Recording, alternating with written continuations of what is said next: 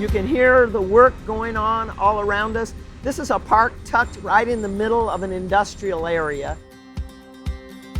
We're standing in 5 Points, that's the neighborhood.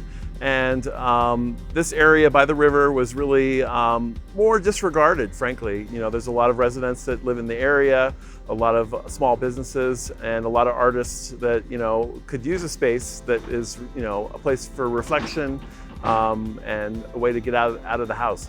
And when they found out there was a park coming in, we had 80 to 100 people at every meeting. And they were really engaged. They were really excited, really engaged, and they really had ideas, strong ideas about what it should be. We had some folks come on, like Tracy Weil, who came in and said, you know, you should really let us help you rethink what this park wants to be. And that's exactly what happened. The park sits right behind us. It has so many features, picnic areas, a concert area, beautiful access and trails right down to the South Platte River.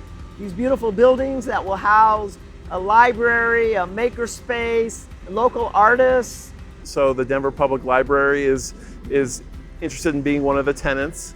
Red Line, so we can put in some art studios. You know, you can't have an art district without artists. And then Focus Points is also interested in putting in a restaurant, a bakery into the area too. So we feel it's going to be really a great place for not only creative synergy, but a place where, you know, these organizations can kind of collaborate and work together to really create a great community resource.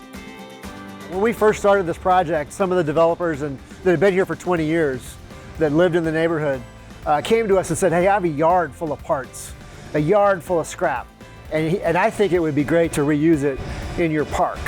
And that's part of how those came to be part of the art pieces. In 2007, I think, I saw the city purchase the buildings that were here. The twinkle in our eye about this property in a tough recession was difficult. I started with the department 13 years ago, and one of my planners came and told me, hey, there's this area called River North. I had no idea what River North was. And she goes, we should do a study of that area about their park needs. And I said, well, we have no money. And she goes, well, I think the Greenway Foundation, and maybe we could get a grant. And I said, okay, let's do it. And then Trust for Public Lands came and said, hey, this trucking company wants to sell. We think it's in a good spot based on your plan of where you might want to park. And then all of a sudden, GoCo said, hey, we have a new $1 million grant program to buy land. And then I said, gosh, you know, if we can only open up the street in front of the park and connect down to the river, well, guess what happened? The developers banded together, sold it all to one person, and he's now developing, and he said, take the road, make it a park. It just proves that even in tough economic times, that making an investment in a community that will last forever and that will bring value to the community is well worth it. So we say thank you to our voters in Denver and in Colorado for creating Great Outdoors Colorado and for creating the Parks Legacy Fund so that we can acquire properties like this and bring parks, beautiful jewels like this in all parts of our neighborhoods.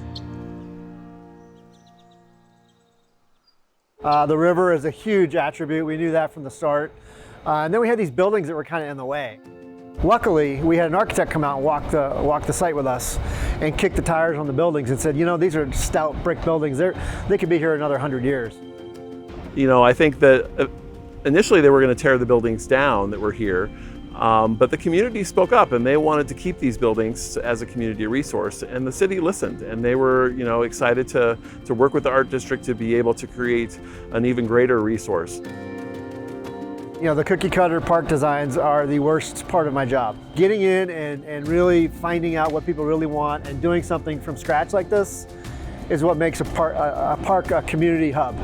And that's our goal is for our parks to be the community hub of every neighborhood. Equity is the core of what the game plan is about, but it's to connect people to the outdoors and to open spaces and to the opportunities to improve their own health and the nature that is created in our parks, the drainage, the natural drainage and cleaning of our water. The green spaces help to clean our air. This whole corridor along I-70 and in this industrial area was a forgotten place. And with this park, it is going to be a destination.